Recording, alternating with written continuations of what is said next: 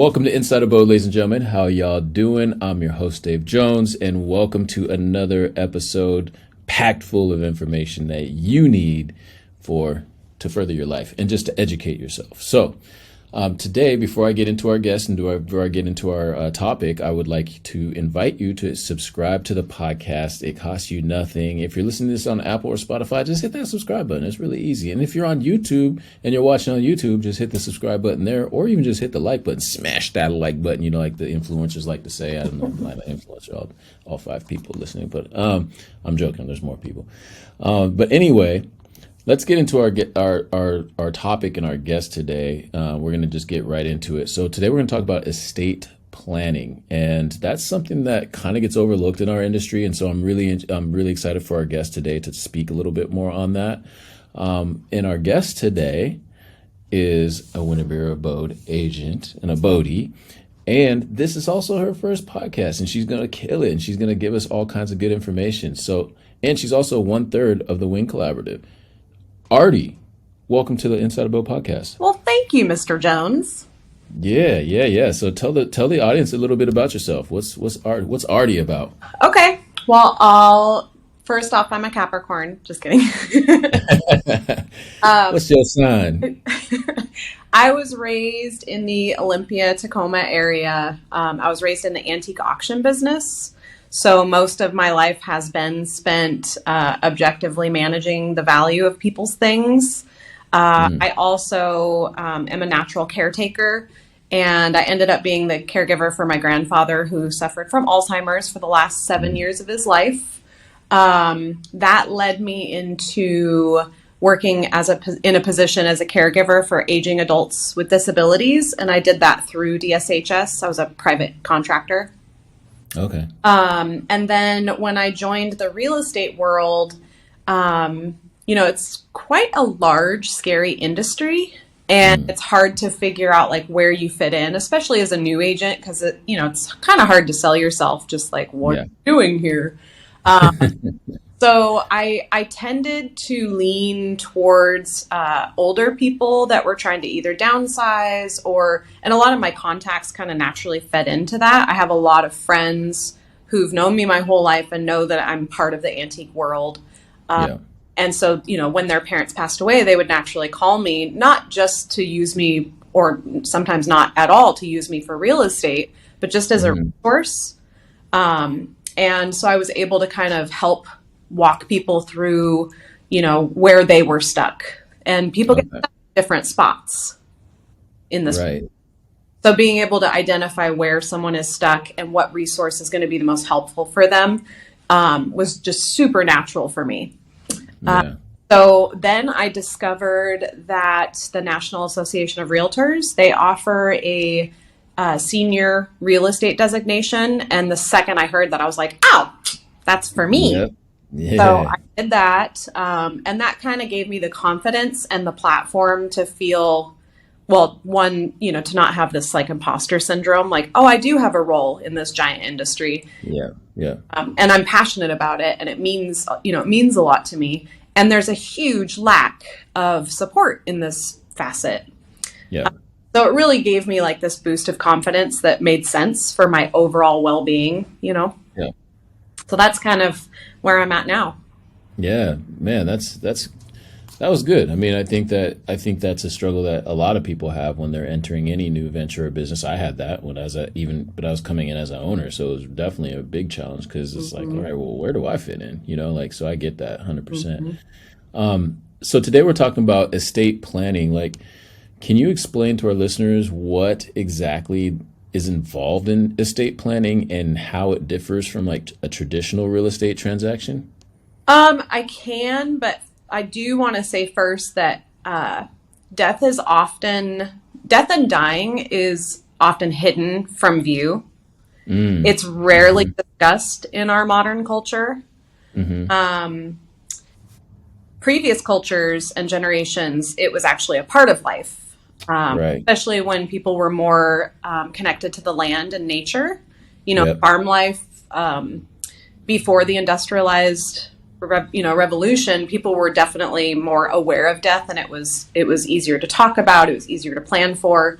So somewhere Hmm. along our development, it became this really taboo topic. So I think first off, just identifying that death is a normal part of life. Right. It's an inevitable thing that's going to happen. And What, you mean I die at some I point? know, I know. I mean, unless you're from Silicon Valley and you can correct us, but being open about the conversation, it can actually calm your fears and it can help bring more value and presence to your current life. Agreed. I think we've talked about this about death. Like, what's your relationship with it? And Mm-hmm. if death were like, I always like to put a cup on the table. It's like, all right, where if death was right here, where would you are you standing? Are you standing right in front of it, or are you like to the side? Or are you way back here? Is it something you don't even want to think about? Mm-hmm. So I just think that's a fascinating way to open up. So thank you for sharing that. Yeah, yeah. So as far as estate planning, I basically, so your question was how is it different than Yeah. traditional real estate transactions? At times well, at times someone has already passed.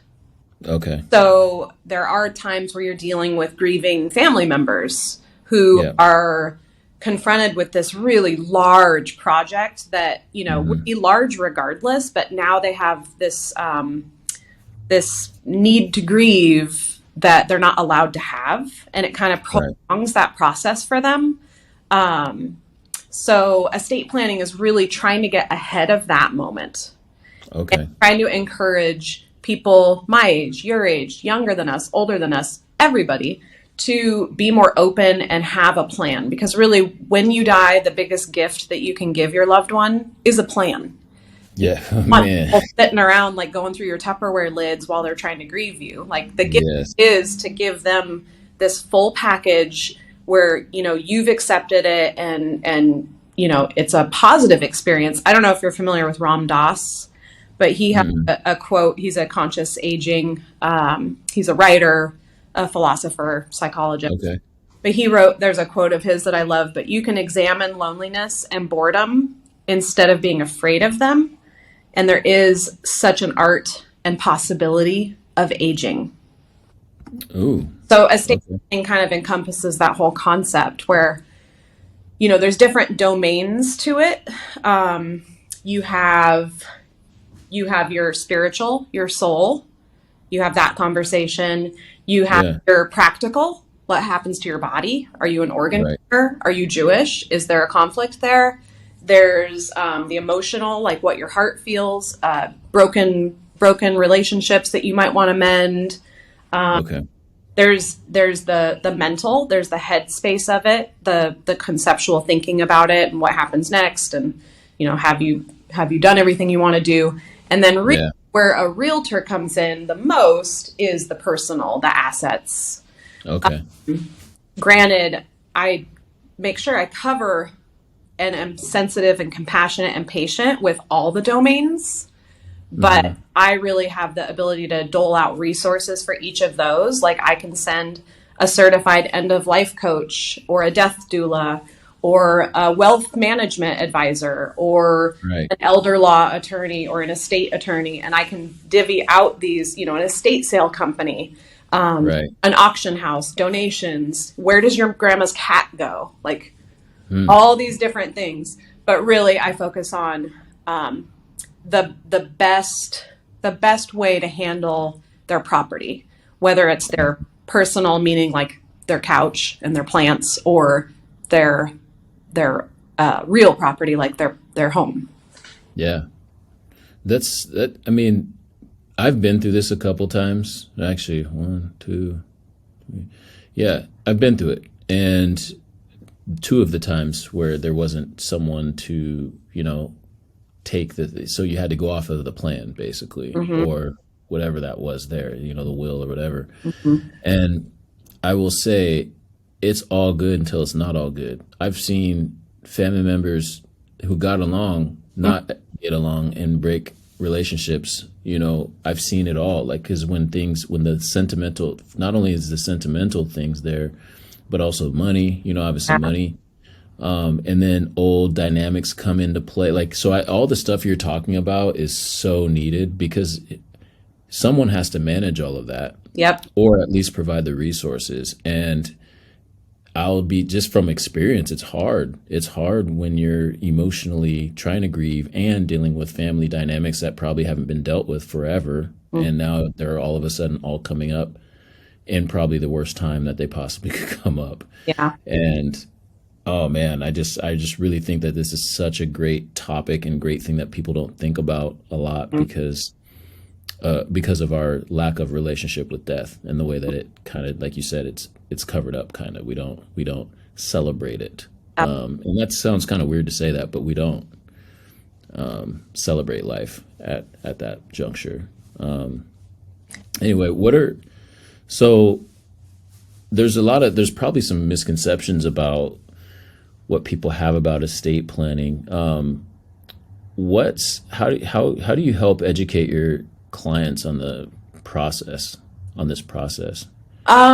Well, firstly, the misconceptions I think would probably be boiled down to the fact that a lot of people think that you have to be wealthy plan for an estate. They hear estate planning and they're like, well, I don't own an estate, Yeah, yeah. That's not what we're talking about. You can be in the worst situation. You could be homeless, or houseless, or however you want to. You could be in the worst situation and still have a will. It doesn't have to be your estate, this giant bank account. It can be boiled down to just like, do you want a funeral? Do you want to be cremated? Do you want, and so just to remove that stigma of it, where it's like, you have to be well. Yeah. No, that's big. I mean, that's important because I think that point that you made about an estate, it does sound like kind of like you need money or you need, I don't know, just sounds like a big thing. And I mean, it could be boiled down to like, you have a little poem written down on a scrap of paper and you really want it to go to your lost loved one. Yeah. Assign that job to somebody. That's estate planning. Is the will part of that too? Like, is that just, where does that fall? Because I mean, most people might think of this as a will, or is that the same? Are they one and the same kind of? Well, so a will is a byproduct of planning your estate. Got it. So to answer the second part of your question, how I educate my clients and friends and family, I've been working on and plan to hold quarterly estate planning 101 classes. They're free and they're open to the public. And I've integrated different aspects of resources. So I also have a certified end of life coach. So she talks a lot about the more spiritual, body-minded, mental-minded domains, and also have a elder law attorney. So they come in and they talk about the importance of having a will or a trust, what the difference is. There's living trusts, there's all these different ways to hold information. So they talk about more the legal aspect of it. What if you have some family members that you can't find, but you still want them included somehow. So like, how does that work? They answer all those questions. And then I also have, I have the elder law attorney, the certified death doula, an estate sale company that talks about how they go through the processing of your items. And so I just try to help provide as many resources as I can to encourage people to, be open to this dialogue. Right. No, that's really good. What, so are there with so many like different estate planning options available, like, and some people might not even know that there are options for them. How do you determine what's the best approach? Like, because I know that everyone's situation is different. There might be, you might be dealing with a lot of money. You might be dealing with multiple properties. You might be dealing with one property. You might be dealing with, I don't know, like, how do you navigate that? Because there's different unique needs and circumstances for everybody. I listen.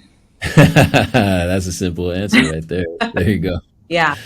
Um, I listen to people. I encourage them to share more and to expand on, a lot of times people will say one thing.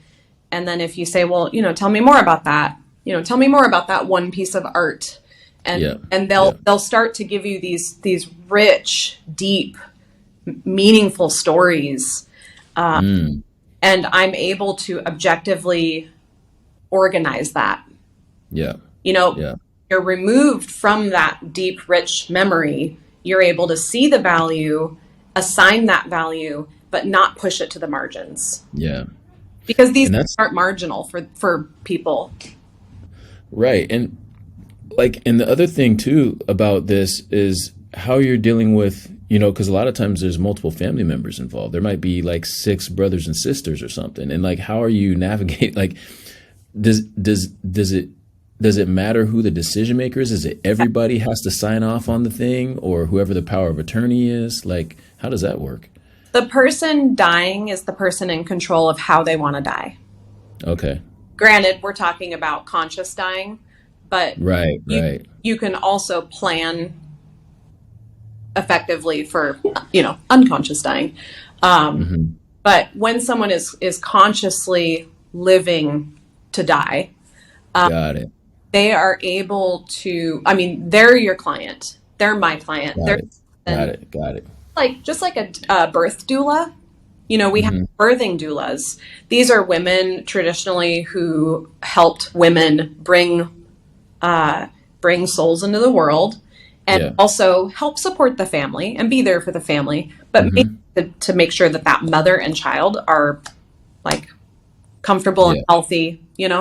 So the doula ship has just you usher in, and then you have this theater of Okay. life, and then you usher out with dignity. It's the same dignity Okay. throughout the whole experience. It's like a real nice play. Yeah.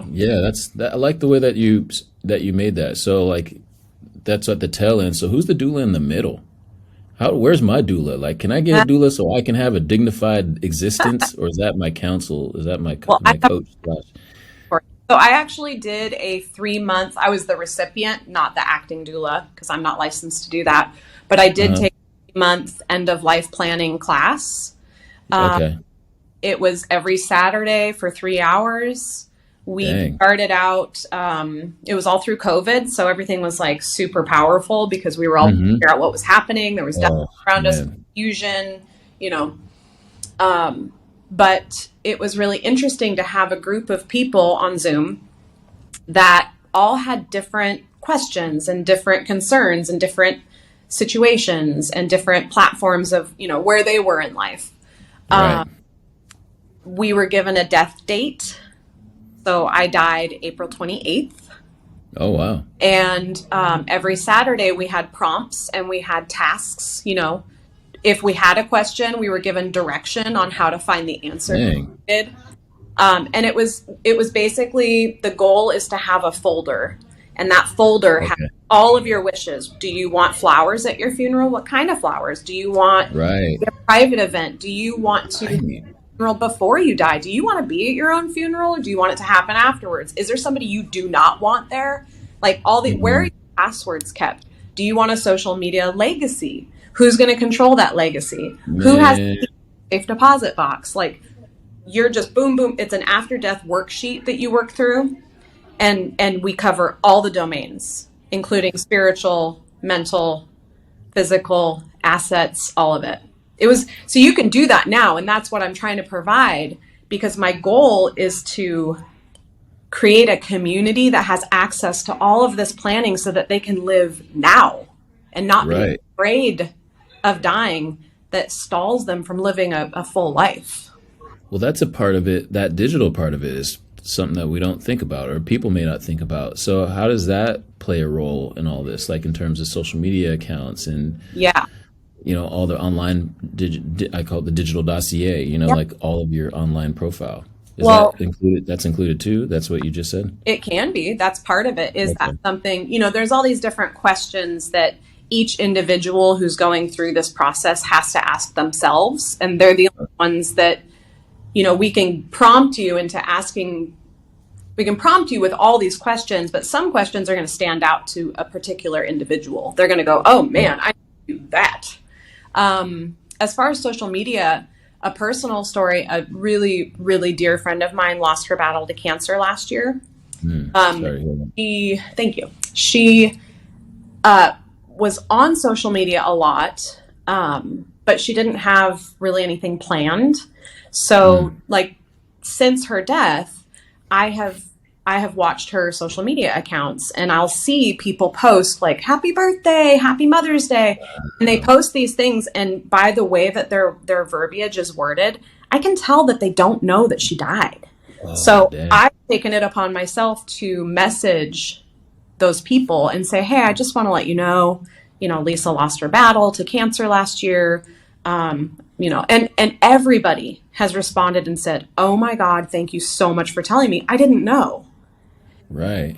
Is there a service? Like, can we do a reunion thing for her in her honor? I've never met these people. And now those people have become my friends. And we get to talk about her and share that memory, and it keeps her legacy alive. Had she set that up, somebody could have had access to her social media accounts. They could have gone in, they could have announced, Lisa's left us, but we're going to do this, keep in touch. We're going to, so all these little nuances that people don't think about, that it's my goal to arm everybody so that they don't have to worry about it, and they don't have to put this on their children or their friends or their family. That's such a poignant way of, that story about you taking over your friends, that's interesting. Just because I don't know, we don't think about this a lot.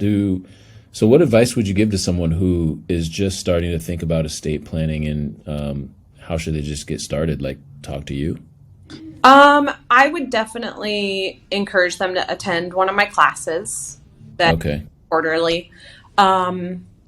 I think that the class itself gives you ample ammo to kind of go out and figure out, what's important to you. And I have the other thing I need to say really quickly is that this is a very predatory field. People who are grieving have their walls down. Elderly people have their walls down. It's so disappointing, and the visceral response that I get to predatory behavior is just fueling my passion in this project, because I need people to be taken care of. Like, that's my goal. So if people can feel comfortable to come to one of my classes, meet the people that I have vetted and trust and willing to provide, I think between all of us, the team that I'm creating, I feel really confident that everybody is going to be taken care of and not taken advantage of. No, that you're right about the scams. Like, I'm in the Web3 space and NFT projects, and there's so many scams, and a lot of times those scams, and it's not about older people. It's just people who are emotionally down or may have just lost something, and someone might come along and be like, "Hey, I can help you recover that," and they're like totally scamming this person who already has lost. And I'm like, what kind of shitbag would do that? Like, what, like, that's really what you're on earth doing? Like, taking advantage of people who already been through it? Like, it just doesn't, I hate that so much. So I feel you on that. So people should attend your class if they should go the route of estate planning. And it's probably best that they do this. Do they do this like proactively, or do they wait for someone to be in the hospital bed, or is it just kind of up to the people when they want to start doing this? Should they start educating themselves now? I think that obviously if you have aging adults in your life, it's important to encourage them to figure out some of their things, to encourage them and inform them that you love them and you want the ability to grieve them properly. And so you want them to kind of get their stuff in order so that you have that opportunity, and that they're going to be honored the way that they deserve to be honored and the way that they want to be honored. Yeah. So one, encourage your aging adults to figure out some goals here. I also think it's important to, proactively start getting it ready for yourself. You don't have to have a bunch of money. You don't have to own a bunch of property. You don't have to have children. There's so many things you don't have to have estate planning. So, Okay. the other thing is, if you don't want to come to a class and you're still nervous to talk about the topic, if it makes a lot of people really uncomfortable. They have a huge fear. There's tons of resources, and I'm more than happy to share resources, Okay. blindly. Like, somebody needs some reading material, some media, some podcasts. There's a lot of people that are trying to shift this paradigm into opening the conversation. Okay. Well, that's great information, and thank you for sharing all of this. We'll put some links down in the bottom to get to you so that you can share with the folks that are interested. So we're going to move on to the last segment of the podcast, and it is called Hot Take, Uh-oh. and we're going to end on a good note. So, are you ready for Hot Take? Basically, it's just I'm going to give you a either or question. You just got to pick one of them. Think you can handle it? There's 5 questions. All right, she said. There's 5 of them? All right, let's do it. There's 5 of them. Yes, there's 5 of them.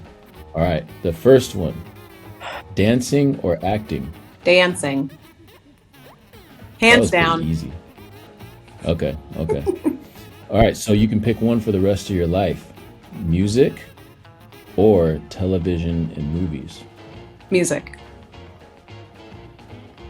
Okay, so you'd rather just have music in your life the rest of your life and no more visual TV or movies. I don't own a TV. I don't really watch a lot of Oh, TV. I'm a listener. yeah, I like it. If it wasn't for live sports, I probably wouldn't watch TV at all. I'd create a lot of stuff, but I wouldn't watch TV. All right, you can have one the rest of your life: fruits or vegetables. Vegetables. Okay. What's your favorite vegetable? Well, unfortunately, my tummy has been changing. But I love leafy greens. I love kale, spinach. But I have to make sure they're fully cooked. And I do love broccoli.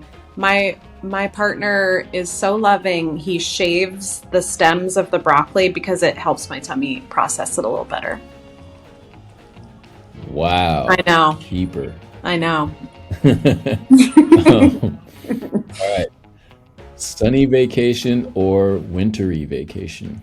I have to go with sunny now. Why now? When I was younger, I liked to be, resistant to everybody like, oh, it's always so rainy here. And I was like, I love the rain. I love clothes. I love putting on layers. And now that I've traveled a little bit, now that I've been able to Yeah. afford to travel to warmer weather, I go, oh, Yeah. this is way better. That's me right now. I'm like, hey, I know for a fact I'm going Yeah. somewhere warm to end my life. I don't care. Vitamin Yeah. D. Yes. I'm going somewhere warm. All right. With that, that's a good segue into our next one. Would you rather do you like spring or winter? How come it's only 2 out of 4? That's just what it is. That's hot take rules. Because everyone will say summer. No. Oh, really? I traditionally love autumn, but out of the choices, I'm going to go with spring. And I'm going to go with spring because it is the antithesis of autumn. And I'm a yin yang kind of gal. Okay. I like that. You have- Well, thank you. You just passed hot take. Great. So give yourself a round of applause. And anyway, so how do people get in touch with you or want to know more about estate planning and want to maybe even come to one of your classes? How do they get in touch with you? Well, the Abode website should lead you to me. You can call me. You can email me. You can come to the office. I'm a lady about town, so maybe we'll run into each other, but I'm super friendly. I love talking about this. I'm always open to talk about it. All right. Well, we'll put some links down in there to the Wing Collab and yourself. And yeah, well, thank you for joining first podcast. It wasn't too bad, was it? I It was pretty good. You survived. Yeah, it was pretty good. Yeah. All right. With that, ladies and gentlemen, that's going to do it for today on this episode of Inside Abode. Make sure you join us for the next one. And with that, we are out. We'll see you.